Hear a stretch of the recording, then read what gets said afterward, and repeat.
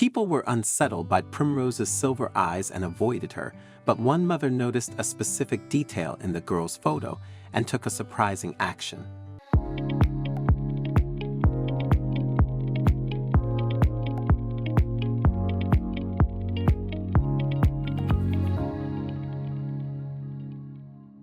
Primrose was trying to keep up with her mother's long strides as they walked together, her tiny legs struggling to match her mom's pace.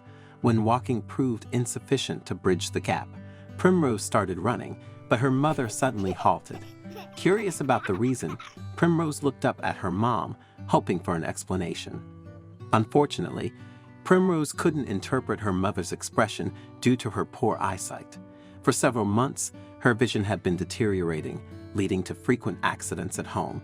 She had bumped into walls, accidentally overturned or broken plates of food, and slipped on wet floors, causing herself injuries.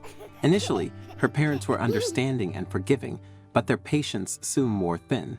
It became apparent to Primrose when they began to snap at her, lamenting their misfortune at having a child with such difficulties.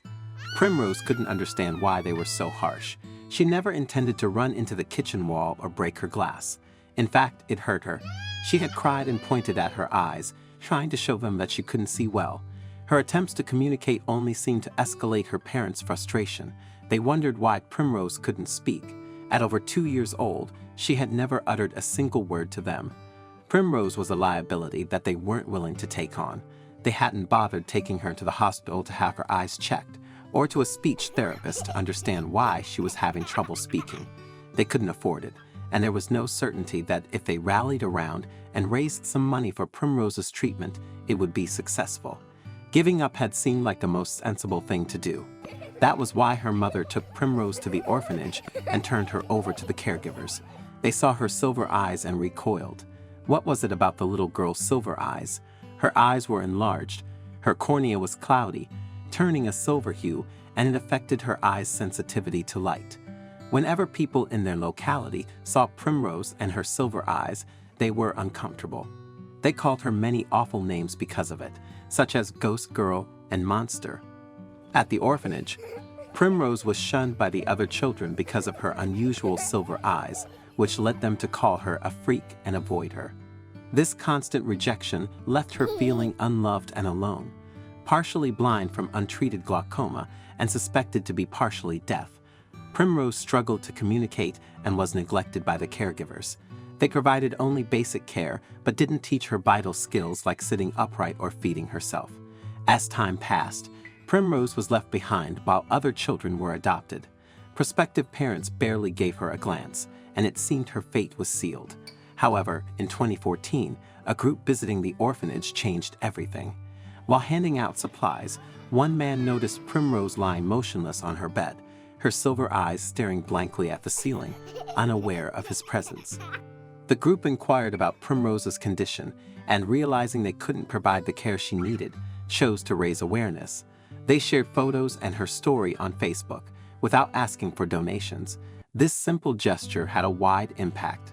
Meanwhile, in Beaufort, Georgia, Erin and Chris Austin, who had always considered adoption, were living with their 2 children, Madeline and River. One evening after a long day, Erin was scrolling through Facebook when she saw a striking photo of Primrose and her silver eyes. Captivated, she paused, but was soon interrupted by the doorbell and continued with her evening. Primrose was forgotten for now. A few days later, Erin was scrolling through her feed when Primrose's photo popped up again.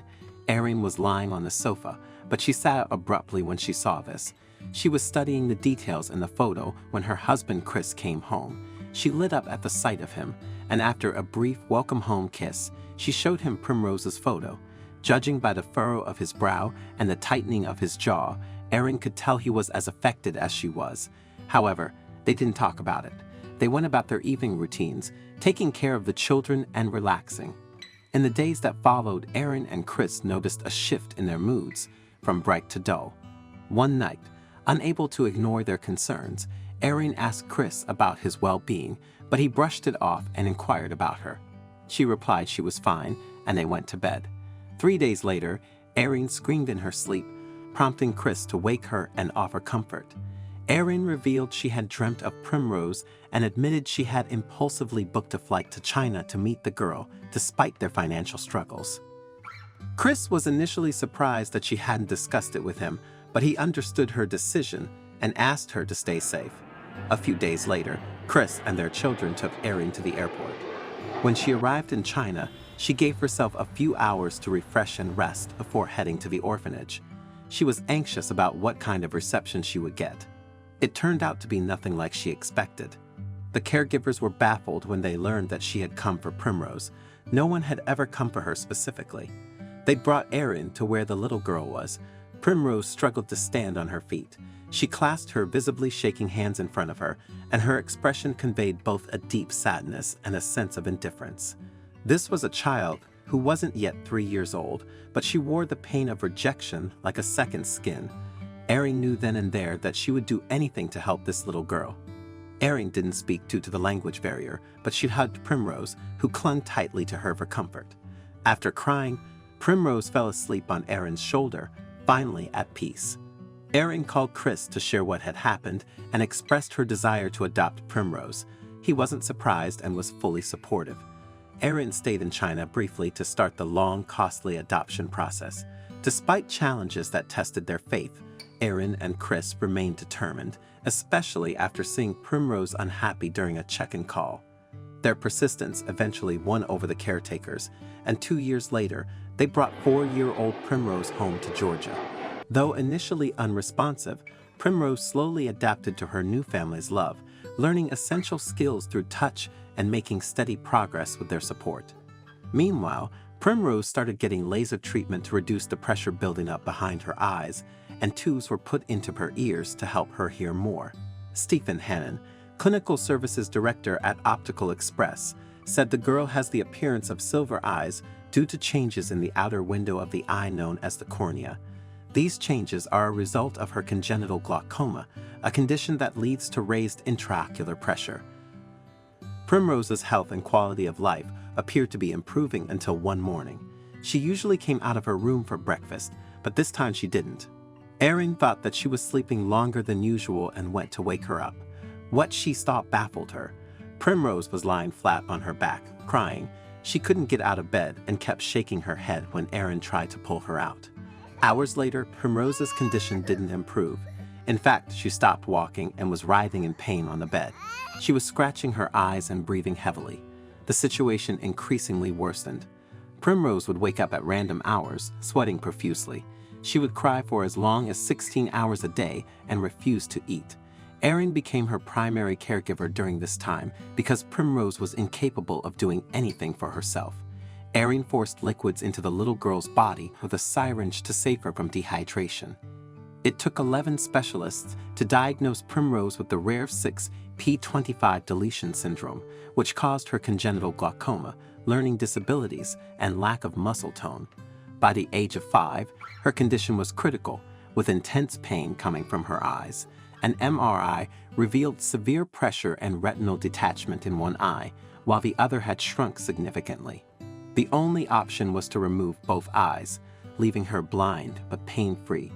Erin was heartbroken, mourning the life Primrose could have had with earlier treatment, but Chris reassured her of their daughter's beauty and strength.